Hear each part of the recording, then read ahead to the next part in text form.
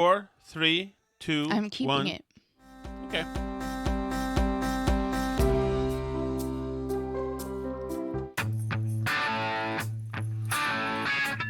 Alice, ratings blockbuster. Tom Shattuck Incredible. driving the show tonight.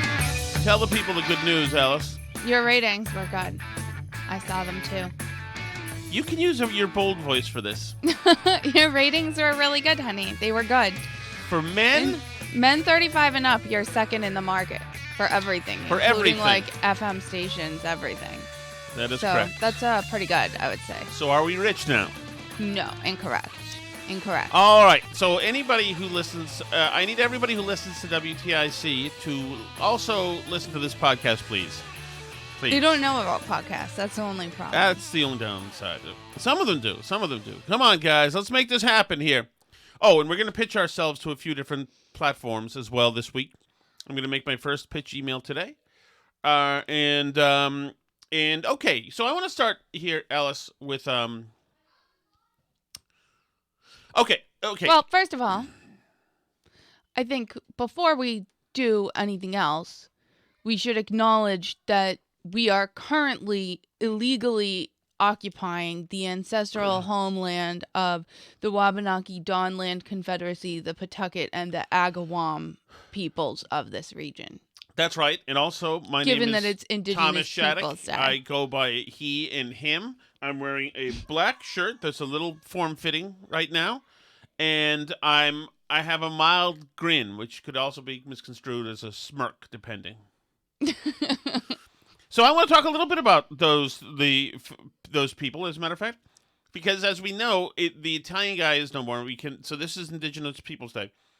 It's the day where we honor all of the Indigenous peoples. It's a remarkable day. It's totally random, too, that this day ended up being Indigenous Peoples Day. It's not related to anything else. No. This was just the obvious very random day. candidate It was one to celebrate 365th Indigenous chance. people. Right. And so what did they know? That it overwrote Columbus Day. They didn't realize that was going to happen, probably. But Yeah, I don't think they noticed. It overwrote Columbus Day. So now I'd like to celebrate some Indigenous people with stories of my own. Okay. It begins with a little thing called Queen Anne's War. Queen Anne's War happened in the mid-1600s. Okay. John Shattuck, son of John, was born in Watertown on June 4th, 1666, and was killed by the Indians in Groton on May 1709. 42 years, 11 months. 4 days. He was a farmer and occupied the homestead, which had belonged to his father-in-law, James Blood, which after his death was set off to the widow at her portion of the real estate and sold to Mr. Shattuck. It was situated near, on the Nod Road, so-called, which runs northeasterly from the Stony Ford Way at Hollingsworth's paper mills. The Shattocks and Bloods owned large tracts of land on both sides of the Nashua River in the vicinity near these mills. At the time of Mr. Shattuck's death, he was one of the selectmen of Groton, in evidence of the responsibility of his social standing. Well, how much good it did for him, right? At the end of the day. I told you, this is all from the Few Shattuck book. persons nowadays can have an accurate conception of the toil, suffering, and danger endured by the early settlers of our New England frontier towns. The workmen, as they went forth to their labors, were not sure of returning again in safety to their homes, or if they did, that they should find the loved ones they left there alive. The tomahawk, scalping knife, and other deadly weapons were in the hands of foes whose approach was often invisible. And when they were least expected, Groton, a small town in Middlesex County about 40 miles northwesterly of Boston, which has ever been the residence of some of our family Shattocks or their connections, was particularly unfortunate in this respect. First settled in 1660, but in March 1676 was burnt by the Indians. Such of its inhabitants as escaped death or captivity were compelled to abandon their estates and seek protection in Concord, Watertown, and other older and more secure towns near Boston. In 1678, after the cessation of hostilities, Groton was resettled and the Indian neighbors remained peaceable for several years. But about 1690, they again began to be troublesome, and for the subsequent 15 or 20 years continued their depredations by occasionally murdering the inhabitants, burning their houses, destroying their crops, or killing their cattle. Other than that, they were wonderful neighbors. In 1691, They were at peace with the whole world, honey. in 1691, as a means of protection and safety, 8 houses in different parts of the town were fortified and established as garrisons. Into these houses, the neighboring inhabitants gathered at night, and they were guarded by armed men as soldiers, ever wakeful as sentinels to warn the inmates of any approach of danger. One of these houses, situated in what is now the 5th School District, the precise locality is not known, was occupied by Mr. Shattuck and his relatives and neighbors, and they seem to have experienced with most crushing force the calamities of the times. August 13th, 1693, James Blood, father-in-law of Mr. Shattuck, was the first victim. He was killed, says the record, by the French and Indian enemy, July 4th, 1694. William Longley, an uncle of Mr. Shattuck, his wife and several of his children were killed, and 3 others of the family were carried into captivity. At the same time, James Parker Jr., a distant relative, and his wife and children were killed or captured.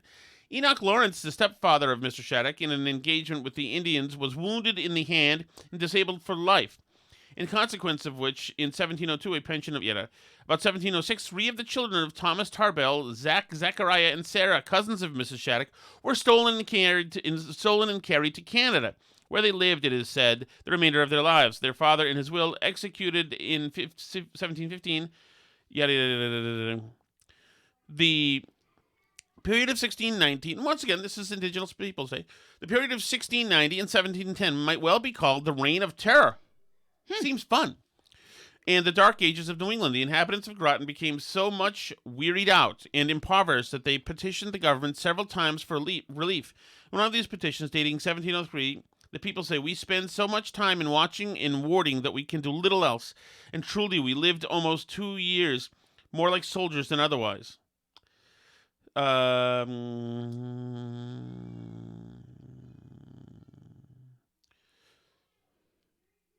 Yeah. John Shattuck, however, remained, but on May 1709, 2 years afterwards, he and his eldest son, then in his 19th year, were both murdered by the Indians. Tradition says that this massacre occurred while they were crossing the National River. The deaths by accident and violence in 2 successive generations of this branch of the family, prematurely removing 2 worthy and respectable men, fathers and protecting guardians of their children, were great calamities and materially affected their conditions. Their fortunes and their history, and these calamities were magnified by the times, and under circumstances existing when they occurred. If these fathers had lived to the ordinary age of their kindred, how much could they have done for their families? So there you go. There's a whole bunch of them have been whacked. It's all pretty rough. I'm looking at Leroy Altus Shattuck right now, Alice. Yeah? Not a handsome man. Yeah, so as I told you guys the other night, this whole book was written to explain why the Shattocks were of good stock. Right. Well, so in other words, I believe I do. Have a complaint to lodge against. I have a complaint about Indigenous Peoples Day. I find You're it offended? harmful. I find it harmful, and I believe I'm reliving the traumas. I mean, if they're still allowed to be upset about Columbus, I think you're still allowed to be upset about the 17th century, right? I don't know. Columbus was 200 years earlier, right. So I think that you obviously are still allowed to be Correct. upset. You were oppressed. Correct. All right, Alice, I want you all now to go to your mobile phones and or your laptops and go to the post of one Thomas Wynne Shattuck, please. Okay.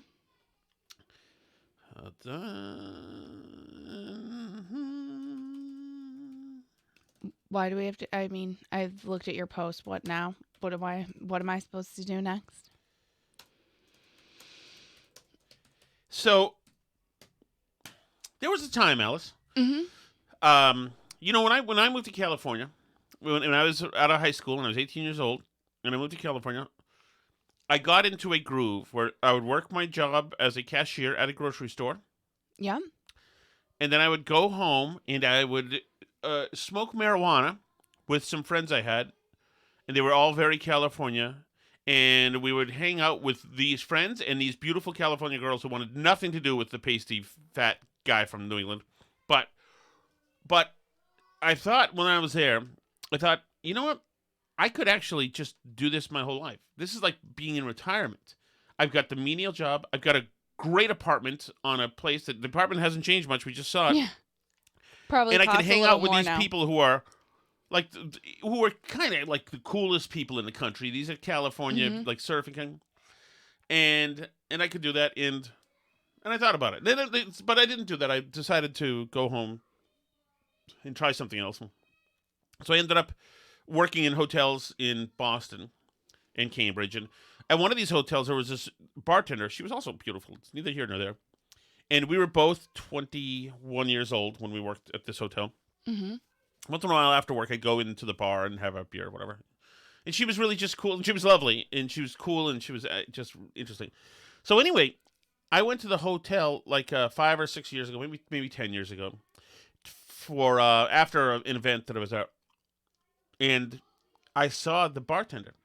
And it occurred to me that it's like, this lady was now, like me, about 40, and we had all worked at that hotel 20 years ago, but she was still there.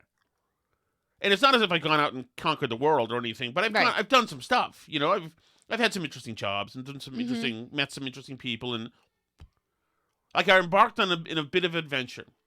You know, I took a chance, you know, a little later in life, whatever, but, you know, to try to do something interesting, and you know, got into radio, and so it became a little interesting.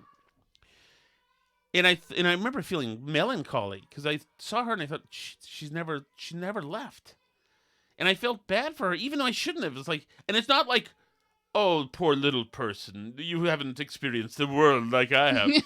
Compared to people who've really experienced the world, I have not experienced the world. So, but I just kind of felt sad. I thought like we left 1995 all those years ago, and she never did. She was like just stuck there, and I felt just like sad.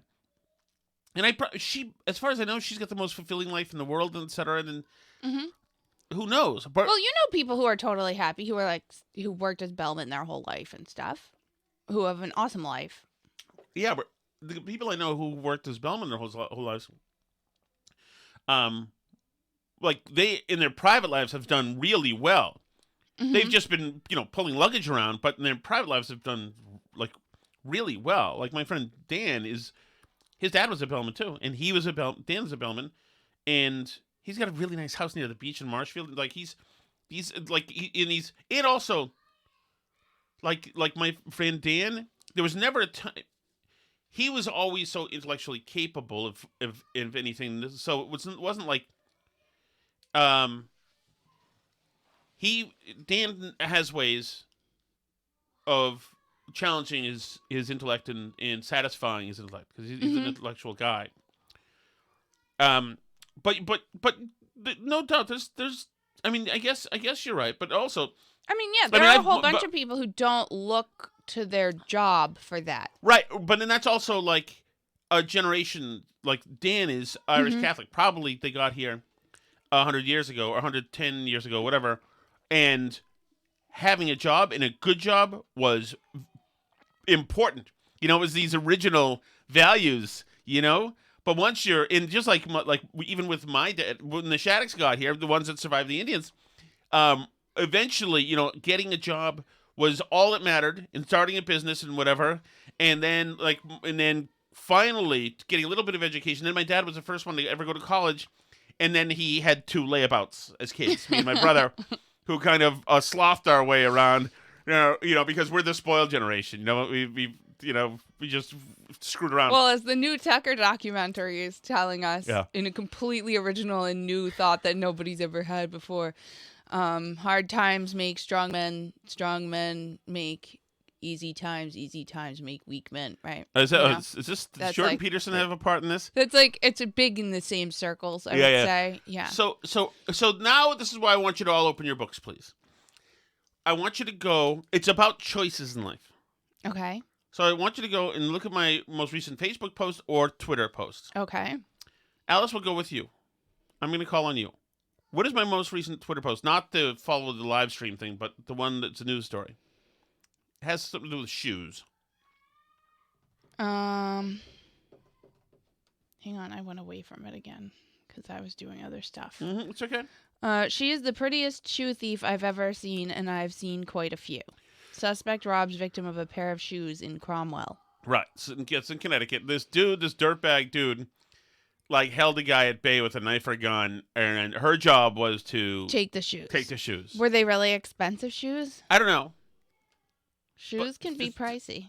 Yes, that's a very good point, Allison. No, I'm just wondering, are these like $700 shoes, or are these like Payless shoes? So, do you notice anything about this shoe thief? Well, like you said, she's pretty. I think she's absolutely beautiful. Don't you? Yeah, she's pretty. She's pretty. She's 21, and currently, this pretty 21-year-old who could be modeling somewhere, or certainly using at least her looks and maybe her personality. She certainly has gumption.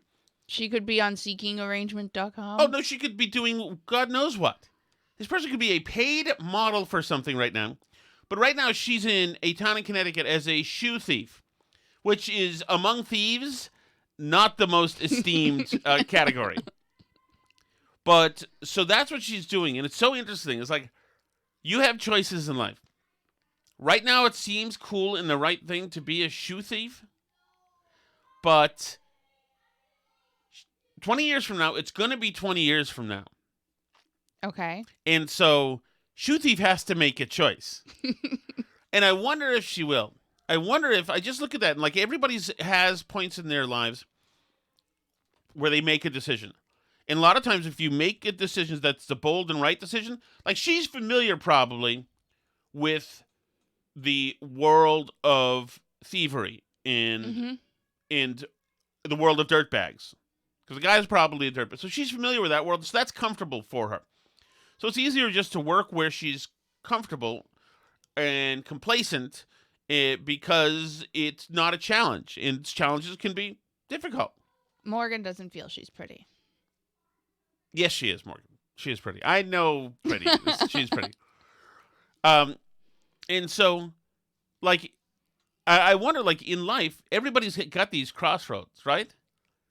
And you just got to, at some point, know when to make your move. Because your move's not going to be made for you. So, for instance, when I tried to get into radio, I wrote this cover letter to Jason Wolf, EEI program director, saying that I'd be the best producer there ever was, whatever. And I was desperately trying to get out of working at a hotel. And because the EEI webpage said hiring producers for sports talk shows. And of course, I didn't even really know what it went into being a producer. But I got no response. And rightfully, because I felt just because of my specialness, maybe they'll just let me in. But they didn't. No. So I made a move to be the receptionist at the place, which is rolling the dice, but it's making a move. It's not making a move that I was publicly proud of at the time, and didn't improve your social standing to be the receptionist. No, it wasn't the aphrodisiac you think it would be to the ladies. You know, that I was literally stuffing envelopes for a living. But still, it's a move. Like my brother, also, he was working in a hotel. And he made a move to get into a place that does web training, essentially. Essentially, it's an academy for Microsoft certificates, network certificates, etc. He got a job there, essentially doing AV work, and as a perk, got all these certifications, and then parlayed that into a very good job at a huge hospital, and parlayed that into his own business. But so he made his move. Trish is also questioning your taste in women, by the way. No, she's beautiful. It's a bad angle, but she's beautiful. She's got a shiner, which is why I think that's what he likes. That's the type of thing Tom's attracted to. Pretty. She is legit pretty, and if you don't think that's terrible. So anyway. I just think, are you going to join this conversation? I'm in the conversation. Okay, I'm talking to you. Okay. Yes. I mean, you're there and you're saying People words. You've also asked, well, I'm also providing you with what your listeners are saying to you. They're in the conversation too. Yes, they are you guys interacting are wrong. with you. You guys are wrong. But have you had this moment? Have you had a moment where you had to make the decision? I mean, for you, I would say not really, because you come from Lexington, went to a good school for a few years and change. And so the expectation is that you're going to, and also, well, I guess actually, you did make a decision. It was the wrong one. It was to marry me and have kids, and that's why this instead of this. I like all my decisions. Right.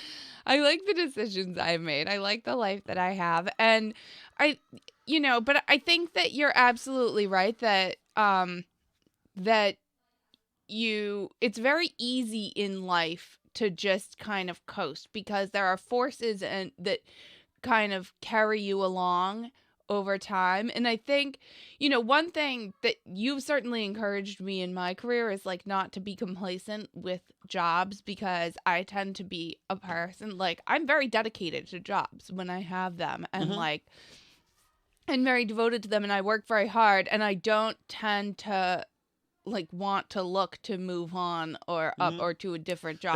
That's a female thing too, I think. I mean, it's especially you. I think women are like pleasers in general, right? And they're like, they're trying to make the people at work happy a lot of times is what happens. And I think that one thing like you've pushed me to do is to look for more and better jobs when I have a tendency to like feel complacent and right. And yeah, I do think it's a trait that men tend to have more so than women do, because it's just not, it doesn't come as naturally to me. But every time you've pushed me to do that, you have ultimately been right, and I've always ended up with a job that I liked better, that was more in the direction I wanted to be going in, for sure. Yeah. But I mean, I think like, well, here's another one. Like Toast's husband has a different background than his occupation. Yeah, he in like epidemiology or right. something. So he's a dentist. Yeah. Which is his own small business, which has a billion risks involved. Oh yeah. And, look at COVID. Look at that happening. Right. Yeah. And so, and he's got a wife from the gentry, who's a moneyed socialite, and also classic yacht bunny, and so he's got to. That business needs to work, right? Because they live in one of those neighborhoods, Alice, where the police pulled me over when I would drive through. They could tell you came from the wrong side of the track. Yes, he married a horse person. So if your wife is somebody who does the yearly fox hunt in town with the crop and the riding outfit, then there's some pressures. You got to deliver. So he went and did his own thing, apart from his training, and became a dentist and did it. At some point, it's all about, and I mean, I realize that like we're comparing, dentists and epidemiologists to shoe thieves, but at some point you need to make your move, even though there will be people and obstacles in the way. Saying like, even when I went to be the receptionist at Intercom, I got endless crap for it. Not only from my own dad, who said it's a little late in your life to be switching careers, and I thought, oh, that one hurt. I didn't expect that one. Yeah, I mean, I think another thing too is that I think some women like want to be married, and so like they see the making a move that way as well. And I think in that sense, I did make a move on you, Yeah, I guess so. And we've known other women who have done that just like come and decide a guy is what they want and like poach them, basically. Like who? Well, like I was going to say like Graham too. Oh, yeah, that's right. That's right. Michael Graham's wife. Oh, she totally did. I was there for that. That was incredible. Like she just liked him, wanted to be with him, and they explained to him that she was in charge and that it was over for him. And he went away as her prisoner, and I said, you've made the right decision. She's awesome. Yeah. Oh, yeah, she is. She's great. And I'd say it was similar. What I decided I liked you and was going to date you and showed up in your life and took you along with me on the ride. Right. Both, yeah. And in both of those cases, people would say the women made the wrong choice, but I made a move and I did something. But I just do think about that. It's like, I mean, don't you have to in life jump? You remember when I got the job at the Herald to create the digital radio station?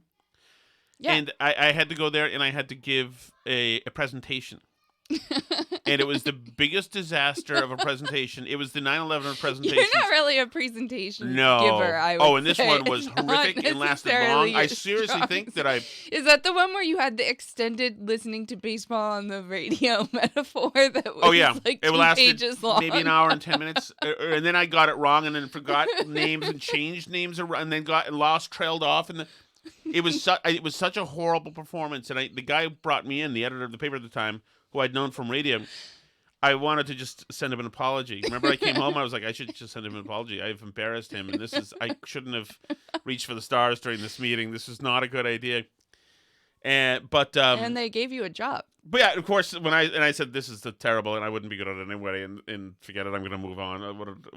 And then they called me and offered me the job, right? Of course, this guy's just bad enough to fit in here. I seriously think that I wore them down. I think that the publisher, Pat Purcell, who's a great guy. I think after like the hour and 10 mark, he was like, "Holy God, somebody just give this guy some kind of position in this building here, and please, God help him." And never let him give another presentation for the Make love sure of that, God. Yes, he's far away from the presentation people. Okay. But it was another thing where, you kind of go all in and just say, all right, here we go. I guess I'm giving presentations. But yeah, I gave a presentation. My presentation was on the last game of the 1982 Red Sox series. Perhaps where Yaz, Jim Rice, and Dwight Evans, I think, all hit home runs. And Carney Lansford did something too and might have gotten a triple. It's not the game you use for a presentation. I can tell you that. But it was a game. I don't know. I don't want to do it again. But anyway, what else is going on? Well, in the spirit of Indigenous Peoples Day, there's been... Is this podcast a series of bad presentations for me? What are these jerks saying except for Trish, of course, on the thing? Let me see. They think you have terrible taste in women. No, Morgan thinks people should beware of horse ladies. Which horse ladies have class true, but Toast is great. Yes, but she is a horse lady. That's true. Yeah. I like... That's true. One of her kids, as a career, too, works at, like, this ranch where you can, like, go ride ponies in the mountains or something. I don't know. So... Is this the daughter who's just had a baby? I don't think so. It's the other... They're all good looking. The whole family's good looking, including the husband. Because horse people are going to be good looking. This is just how it works. This is why I don't have a horse. But anyway, because it's Indigenous Day, all the liberals have been like extra embarrassing on social media for all this because I'm sorry, Indigenous Peoples Day. So for example, Liz Warren, who's probably the last person who should tweet anything about anything Indigenous at all, tweeted on #Indigenous Peoples Day, "We celebrate the contributions, the extraordinary resilience, and the rich cultures of tribal nations and Native communities. Today and every day, the federal government must recommit itself to honoring its promises to Native peoples." Oh, God. Shut up. So, and this is, of course, from the woman who literally stole career opportunities. We're not talking about her ancestors stole something from Native people, though they probably also did, but like she literally stole opportunities from Native people at Harvard and in her career. Like in the Texas place as well, yeah, where the she bar called where herself she put American Indian. Indian. That doesn't leave much wiggle room. American Indian. What a lying POS. She's a psychotic, Liz Warren. She's a psychotic. She's nice enough, and I have certainly talked to her, but she's a psychotic human being. Yeah, I mean, that's a crazy thing to do. Yes. It's a crazy thing to do to claim somebody else's race on your form. Actually, it's funny. In elementary school before, I did used to put, like, when they made you do standardized tests, I did used to, like, check the other box and put, like, half Serbian because I thought that was, like, a different race. And then, but, like, by the time I got to middle school, I realized that that's just white as far as the world is concerned, pretty much. So, but especially after the 90s, it was more white than usual. Yeah, but I actually am that too. So that's not like that kind of makes you interesting. So no, but I wasn't like on purpose trying Serbian to be. Citizen? I wasn't. No, I wasn't like on purpose. I'm not. Do you a have Serbian any rights citizen. to anything Serbian? I could become a Serbian citizen if I lived there a certain amount of time or something. Yeah, I'm all for that. when the left officially takes over. When yeah, Derek it'd be Clegg tough. It'd Newsom be takes tough over. with the kids, though. I have to say, because homeschooling's illegal there. They're all little Serbians. Oh yeah, they're hardcore education there, right? Yeah, their education's hard. There's not going to be like, it's not like English is a second language class here, where like if you're an immigrant to the country, you get all extra special help and stuff. They just throw you in and let you sink or swim. And you get lashes if you're not. Probably. Yeah. So I'm all for it. So anyway, that's it. But like, I actually am that. She's not actually a Native American, so it's extra weird that she checked the box. Can I admit to you that I'm excited? Okay, go ahead. Okay, no, what are you excited about? I'm excited about the Madonna news. Okay, well, we'll get to that. Let me finish my Native Americans, because this one also slayed me. So Buzz Aldrin tweeted, or on Facebook, and this is a Facebook post, I guess, a screenshot of it. He goes, "Today is Columbus Day, a day where I think about the weight, challenges, pressures, and risks of exploration.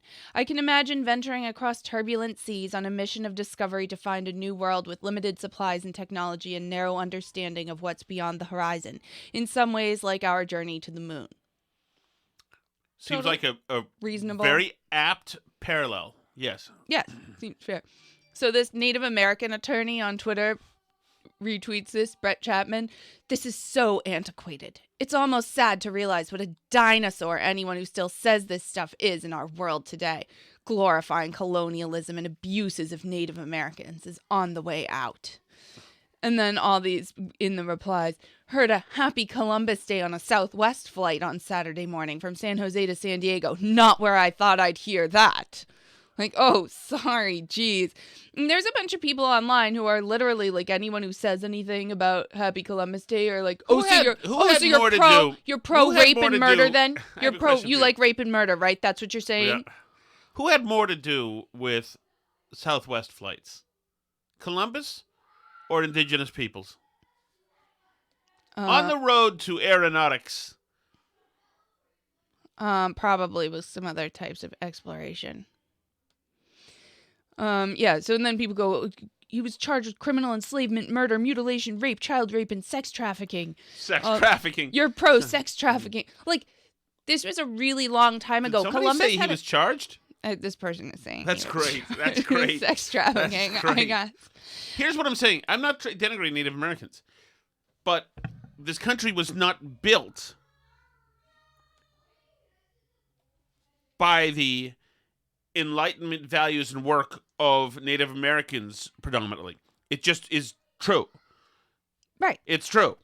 The technologies of the Indians were not evolving as quickly as the technology of the settlers, the colonizers. And Columbus didn't found the country either, but his voyages of exploration mark a huge turning point in planetary history. Exactly. It essentially told the West, this is how you do it. Right. And I mean, not just this is how you do it, but I mean, things shifted that were beyond the scope of anybody at that time to even understand that they were happening. I mean, they didn't have germ theory at that time to even understand the things that would go on with diseases as they spread across the world. They couldn't begin to understand that, the global impacts that this had. You know, there was slave trade all over the place. People have been like this, yes, marked a turning point in terms of like the industrialization of the slave trade and turning it into this global trafficking in human beings in a way that it hadn't in the past. But it also set off the chain of events that ultimately ended up in the end of slavery as an acceptable way to treat other people, right? Like at the time of Columbus, there was a lot of enslaving and murder and rape and child rape and all the other things that they list going on. A lot of it, including a lot by Native Americans on other Native Americans. They were big into child sacrifice in the Americas around that time too. Big into it. All kinds of human sacrifice and all kinds of, you know, child sacrifice, all this stuff. I mean, they were huge into that stuff. There were vicious wars. There were enormous atrocities on both sides, like you were reading. And we are so much better off and can learn so much more from history if we take things at face value as they were at the time when they happened. And we understand Columbus's contributions to our history as the human race, because it's impacted everybody. It's impacted everybody on the earth. It's impacted what Columbus did. Of course it has.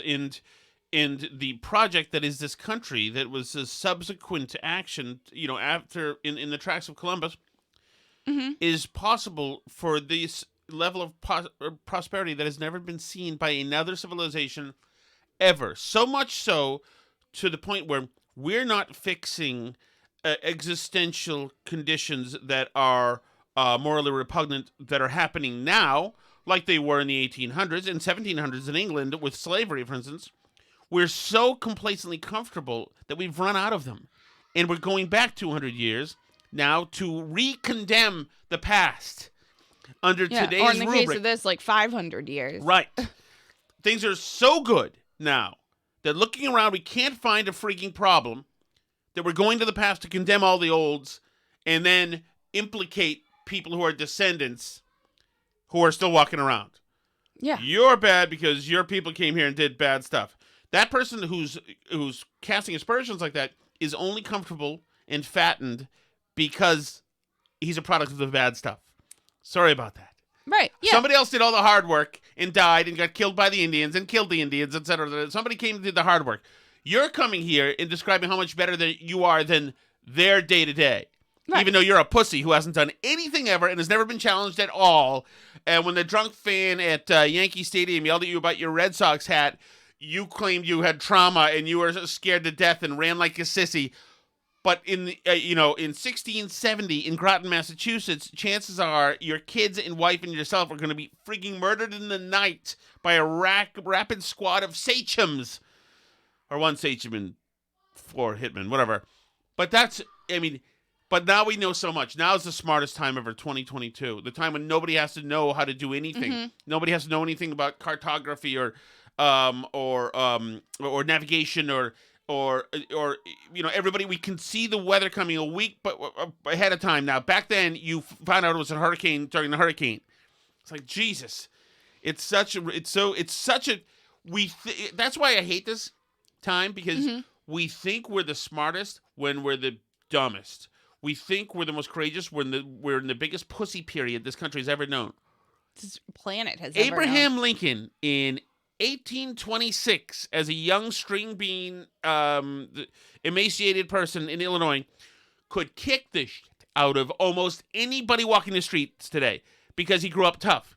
They grew up in a tough time when you had to be tough and there was no bitching and moaning if you got your ass kicked. That was just Tuesday. Wednesday's coming. Better suck it up and get going. Jesus. Yeah, certainly. I mean, so people raised some good points in the chat. Mark says they didn't just have a new holiday, they took away someone else's holiday. Right. Which is exactly true. The Italians who just got off being massacred, 100 years ago, in lynched, the biggest lynching in the country, I think, was the mass lynching of Italians. Mm-hmm. Now they have to deal with microaggressions from you on top of having Columbus Day taken from them. I love the Italians. I am heartbroken that I'm not able to enjoy their food currently. Mm-hmm. Although, what do we have today? We had eggs and bacon. Yes. And radishes. Radishes, yeah. We had radishes as home fries. Quite good. Mm-hmm. I'm telling you, quite good. I know you guys won't believe me, but it's really quite good.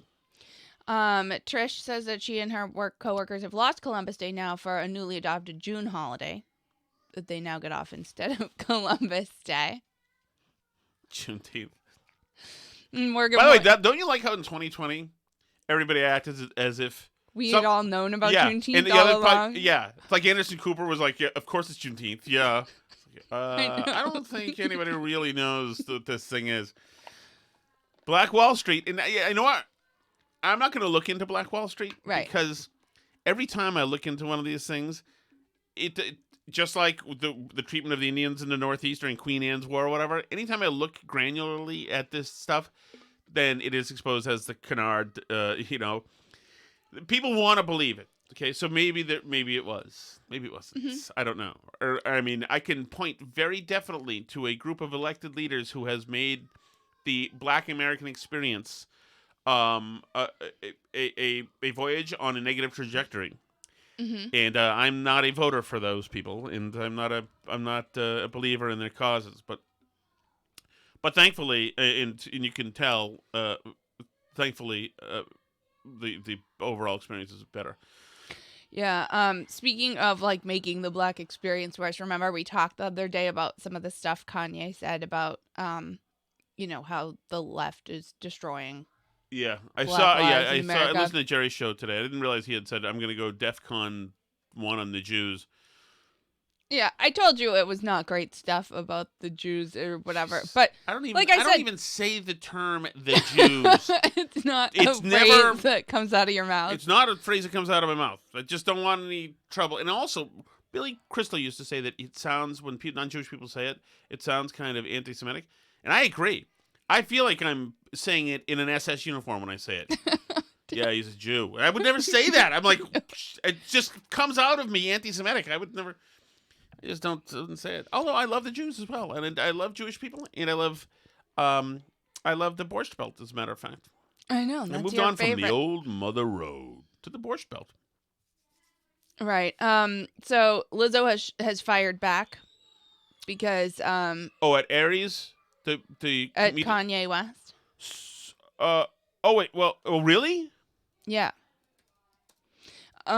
Because Kanye said in his thing, when Lizzo loses 10 pounds and announces it, the bots, they attack her for losing weight because the media wants to put out a perception that being overweight is the new goal when it's actually unhealthy. Let's get aside the fact of whether it's fashion and Vogue, which is not, or if someone thinks it's attractive, to each his own. It's actually clinically unhealthy, and for people to promote that is demonic. That's what Kanye West said on Tucker. Right. So Lizzo said, well, she was also attacked by a comedian named Ari Spears, who used to be on Mad TV. Yes. And listen to what he said about her. Oh, wait. Why isn't Are we this... going to be allowed to listen to what he said Oh, about okay. her? I had to mute on. Sorry. Okay. Here's... Yo, you know somebody that actually make good music, man? Lizzo. Lizzo? Yeah, bro. Have you heard her shit, yo? Like, as a songwriter, yo. I can't get past the fact that she looks like the shit emoji. She's got a very pretty face, but she keeps showing her body off, nigga. Like, come on, man. I'll clean this up. Come on, yo.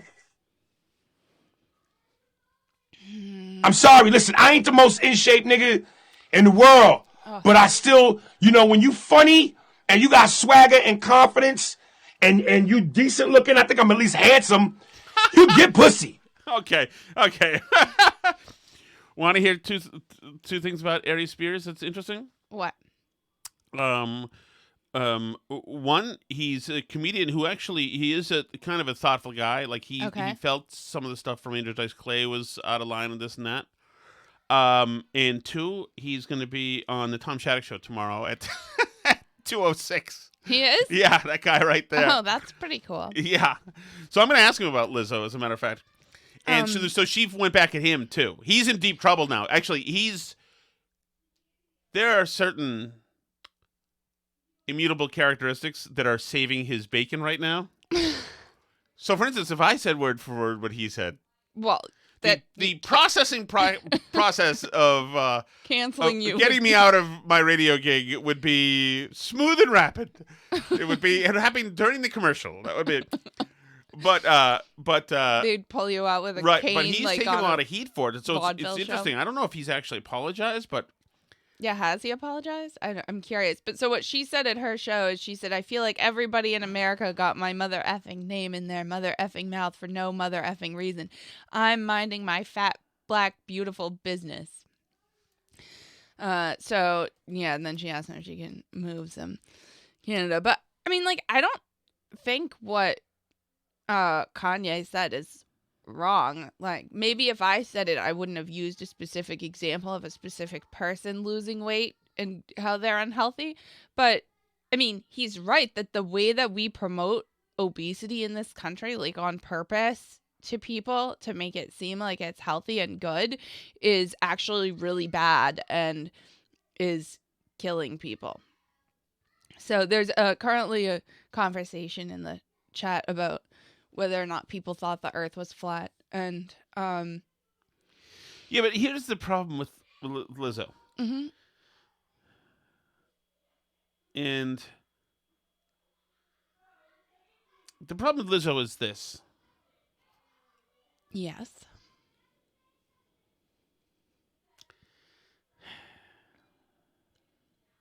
The problem with Lizzo is. Problem with Lizzo is this. Mm-hmm. Did he apologize? I wonder. Aries Spears apologized. Do you have something to say about the problem Yes. with Lizzo? Okay. So I'm a fat, Alice. Mm-hmm. No, he apologized to other people. Morgan says, I love Kanye. So I here's did like my some feeling. of his music back around like 2005 or whenever it was like popular stuff, I guess. Morgan, that's probably true. The Gold Digger He song. went all that after stuff. Tiffany Haddish. Who's that? I have no clue. I don't know like any pop culture people anymore. This is I'm feeling. No. Okay, so the problem with the Lizzo thing is this: so I'm a fat once again, right? Yeah. So I don't generally go to a lot of public pools and am not shirtless at them. Like I would because I don't give a like I have no soul left. I'm pretty much dead at this point. But when I was like 34 and fat, I would probably just keep my shirt on. When I went to Punta Cana with my friend, we both went to an undisclosed location from everybody else in the beach that was like 6 miles down. Like it wasn't even real beach anymore. It was like where the Navy used to, just shell the island for target practice. But so like, so if I had, and like people respected, okay, he's a fat guy, he's doing the black t-shirt thing on the pool, okay? Had I instead walked around like King Dingaling, pointing out how gorgeous my fat body was, then there would be some animosity and ire pointed at me because you're going on promoting this thing that is not true. It's not pretty. I mean, some girls and some guys like that in a partner, but it is not by any beauty standard. If Lizzo could be thin and have a supermodel's body, she'd take it in a second. Well, yeah. And Right. it would be much better for her. And she would Right. feel better. And getting out of bed would feel better in the morning and everything else. It's not like Right. a subjective fact. It's Right. not So she can enjoyable pull to this feel thing like as that. if, and I've got a classmate who does this too. She can pull this thing where like fat is beautiful and you better love, but it's not. What are you reading? Oh, Trish wants to know if you're going to try and tell everybody your camera froze when you were saying the thing about Lizzo is and then trailing off 4 times No, in a row. I was just wanted to make sure that. Just wanted to make sure. The other day you did think your camera froze. You were like, I'm not moving. You were. You just were stuck. But- No. That's it. It's like Lizzo has trolled people into doing this. She has brought this on herself. Like what the guy said, what Aries Spears said yesterday, to liken her to an emoji of, bleep. Yeah, so this was actually a little while ago. So I did find that, in her MTV VMA's acceptance speech, people were saying she like clapped back at Aries. And he says, well, the funny thing is that people send me those videos and clips and, this is the internet. People put stuff together. She never said my name. Now, was she talking about me? Put the pieces together. More than likely, but she never said my name. And I ain't the only mother effer making Lizzo fat jokes. So she wasn't addressing. Should I have him on the air tomorrow? So Oh my she God. was addressing all her haters. I almost wish she did say my name to make it specific, but she didn't say my name. So it doesn't quite sound like an apology. Okay, well, There we you go. This is we'll see how my ratings does with people 35 to 64 or 35 and up tomorrow with Aries Spears. Why am I having Aries Spears on, Alice? I don't know. Why are you? Because the same person is the same person that gave me Tommy Davidson and Paul Reiser. Oh, is he doing a Connecticut show soon? Scratch your back, scratch mine. This is how you deal. This is how you work with Flax. I'm taking a client for them. The guy's going to get our license taken away tomorrow. But you know what? When she gets Seinfeld, she owes me, right? Of course. There you go. But also, I'm interested now because I saw the Lizzo stuff. So he's in a news cycle. It's kind of interesting. What do I say if he goes on the tirade using the N-word? And I'm sure he's a professional and he knows what one can and well, cannot but say on what the do radio. I do? Do we dump him, or do we just let him roll? I mean, it's not me saying it. I mean, you can only Well, the producer is supposed to hit the button the to dump make button, but you run out of after you dump in a radio station. We just dump at this station. We don't cut. If you cut, it's just a millisecond, but you could miss it. If you dump, you've nuked 8 seconds. The only thing is, you can only do that once. You can't keep dumping. Once you dump, then it has to. The recording has to make up time, find dead space, and make up time. Get a buffer again. It takes some time, which is why good prank callers usually pepper in their swears or jokes. So that's it. Tune in, WTIC tomorrow, please. And if you have a people meter, definitely tune in, please. And stop listening to rock music. Please start listening to talk. Nothing the young set, the millennials like more than AM, I've found. Okay. Don't call Tom's radio station right now. Okay, yeah. Save it for 11 Dana Lash to 3. is not going to answer. Okay, anything else? Let me take a peek at my list of things here that I had going on today. We were going to get to Madonna. Madonna made a big announcement this is huge. today. I did not see this coming. Shocking. Did not expect this. And you say shocking, Alice? Once again, she has succeeded in shocking me. Just when I think, How old is she now? She's 70 yet? Maybe? Okay, here's Madonna. I guess she didn't feel she got enough attention recently. It's not really so much an announcement. She's throwing underwear, and then she says, I'm gay. She says, if I miss, I'm gay, and she throws the underwear and misses the bit. Yeah. She is out of stuff. So she's trying to tell us she's gay, everybody's saying. That this is, I don't know what it's supposed to mean. I mean, she's long been an ally to the community, I feel, but... Imagine you go to a Hollywood party with, full of rappers, a lot of whom have done time. Who's the little dude with the dreadlocks who's done time? There was this famous video of him being deposed, and he was like, shut up. And she was like, really a punk. I have no clue. It's something, I don't know, but imagine that, Dre, Ice Cube, T.I., whatever. Mm-hmm. Imagine you go to some of these guys who were hard guys. Yeah. I have this creeping feeling that these guys might all be great guys. Mm-hmm. And I worry about it. Why do you worry about it? Because I assumed that there'd be some bad blood, thug stuff happening where you give a guy a bad look, the gat comes out and you get blown away, and there's it's vibes of okay, but I get the feeling that these guys might be just great. Mm-hmm. And Bob Kraft wouldn't hang out with, and I'm sure that it's probably the same thing with some of the hard oak country singers, that are really pick up truck bass fishing and stuff like that. Mm-hmm. Where you'd think that they'd be just F you Yankee kind of thing, but they're probably just great guys. Mm-hmm. I've got a problem with the world here, Alice, that I think that most groups of people that are different than me probably are great guys. It's possible that if I'm in a party full of the biggest redneck Trump voting country music people and the biggest gangster hood rapper people, there's a chance. If there's a room full of 200 of them, there's a chance that I'm the biggest a-hole in the room.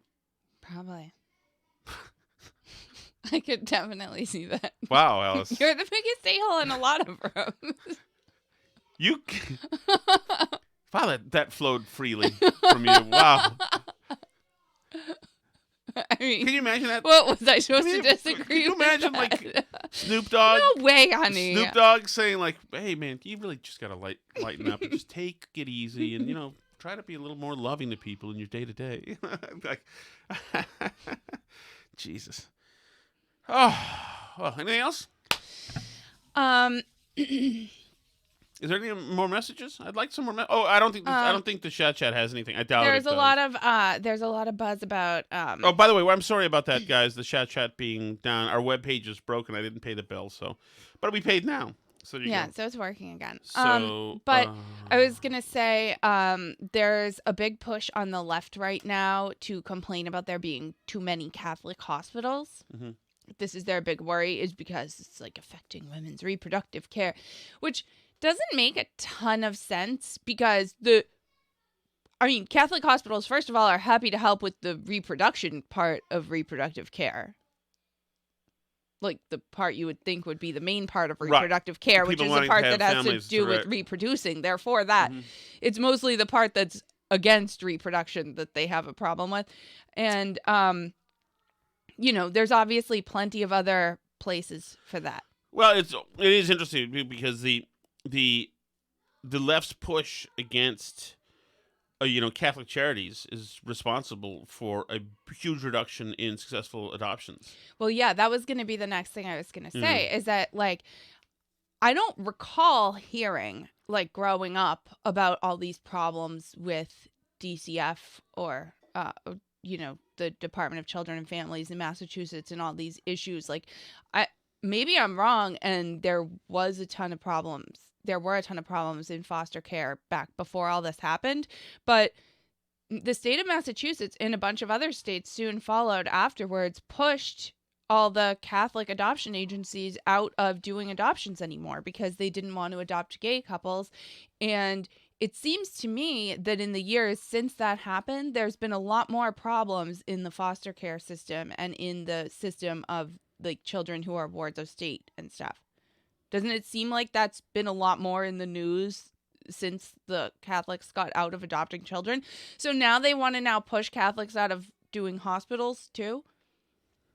They have a commission in the world to care for the widows and the orphans and to care for the sick and hungry and all these things. I mean, like, they do this too. They go after Salvation Army. A bunch of liberals don't like Salvation Army and say you shouldn't give to them because they, like, don't let trans people into the women's shelters or whatever that they run, things like that. But Salvation Army takes it from the right, too. Do they? Yeah, because they put out, like, the Salvation Army Global put out kind of like this little wokey memorandum about tolerance and this and that. It just sounded wokey. It was, since 2020, like, what hasn't? I mean, people are consistently surprised when these religious groups do this, like, tolerance and diversity stuff. As I know. Though that's, like, I mean, they're generally for that in a lot of ways. Ooh. And interestingly, I mean, there's a lot of huge energy in Catholicism in the global South, and in particular, like, in African countries, somewhat as well, but though to a lesser extent in, like, in the Orthodox Church, and in particular in the Oriental Orthodox Church, which is sort of the same as my Orthodox Church. It's close. Is it still called Oriental? Yeah, it's Oriental Orthodox Church. That's the non-Chalcedonians. They don't accept the Council of Chalcedon, so they're Oh, yeah, the non-Chalcedonians. Okay, I was thinking Chalcedonians the whole time. That's why I wasn't following. Sorry. Everybody knows what you mean now, Alice. Okay, welcome to my world, everybody. So it's like the Coptic Egyptian Church. Oh, right. Indian Orthodox Church, Ethiopian Orthodox 1570 Project, 1570.com, Alice. By the way, this is a church I go to. I want people to know. Do either of you have any questions for Miss Pentecost? Oh, thank you. Yeah, you like her eyeshadow. That's great. Yeah. This is my priest, and he's got two little girls who are sitting on the stage of the church. Yep, in masks. He's not wearing a mask, and neither is Miss Pentecost, who I believe is a trans person or a drag queen. Drag queen. And drag queens aren't necessarily trans people. You can't assume that. True. Yeah, maybe she'll let you borrow it when you're older, when you're allowed to wear makeup. Yeah. Of course. Yeah. Well, one of the things I think is great about Miss Pentecost is she reminds us that we follow a God who calls us to not conform to things of this world. That we're supposed to be transformed by the renewal of our minds. And that means that what I think today may have to change tomorrow if I continue to renew my mind. And it's so cool that we serve a God that calls us to continue to grow and continue to change into something new.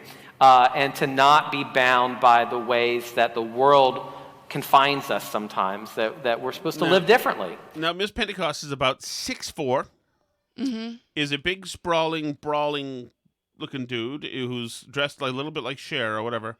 The thing is that we are called to transform and renew our minds, is that drag queens and men pretending to be women... And I used to know when I worked a long time ago in the hotels, I used to know men who dressed as women and turned tricks. This stuff isn't exactly new. This is not a 2020 thing. You know, Yeah. we know about drag queens. We know about cross-dressing, and all this stuff. So I believe the church has had plenty of time to work this stuff out.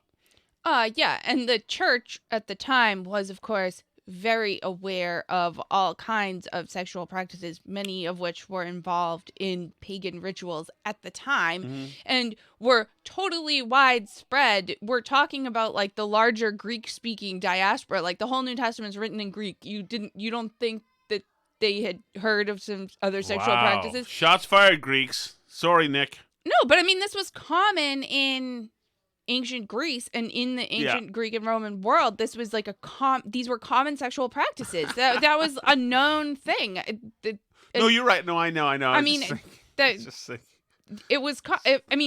This was not an unknown. It's not new. My they brother knew there about for it. a moment. Not that he's Greek, but he knows what I mean if he listens to this.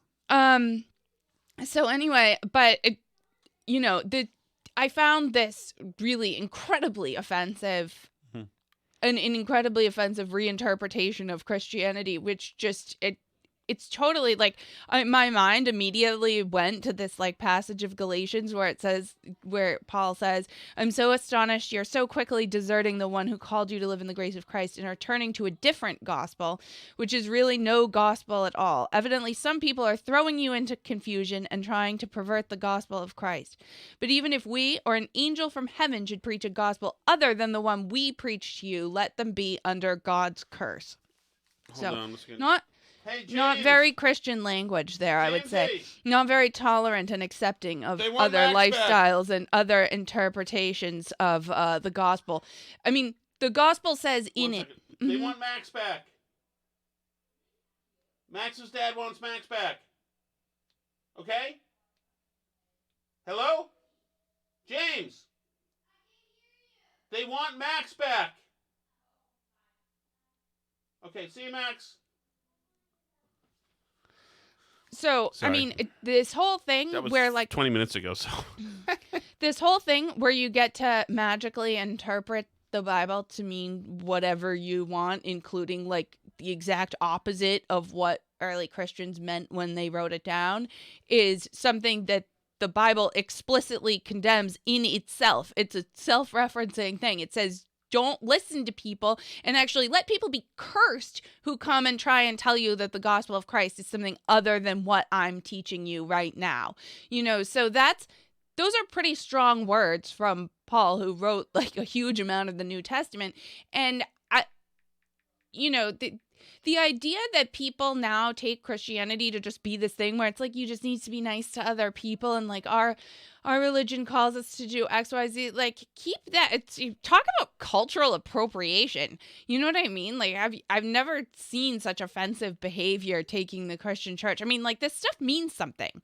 People wrote it down with a specific meaning. These were books that were written by people who had very specific traditions around their religion already. I mean, like Paul wrote starting like 20 years after the death of Christ, the absolute earliest. So this was already like a thriving Christian community. There was not debate about what this stuff meant. So true. Hey, Alice, I think you're fairly nice, and I consider us almost like husband and wife. Yes. We've been here for more than an hour. We've got to go. We have. Yeah. Who knew? I know. Sunu. Are you ready? Yeah. Trish is so right. She says that Jesus was a socialist people. Oh, Christians today would be surprised to find that Jesus was a brown-skinned socialist. Like, they have no idea. No idea. But, of course, Jesus gets pressed into service of all kinds of crazy things now, unfortunately. Just look at Galatians. Duh. Anyway, you can go back to leaving chat messages. Sorry about that, everybody. You can do that at burnbarrelpodcast.com. You can talk to us on Twitter at burnbarrelpod. If you want to join us for the live streams, then you can do that at patreon.com/burnbarrel.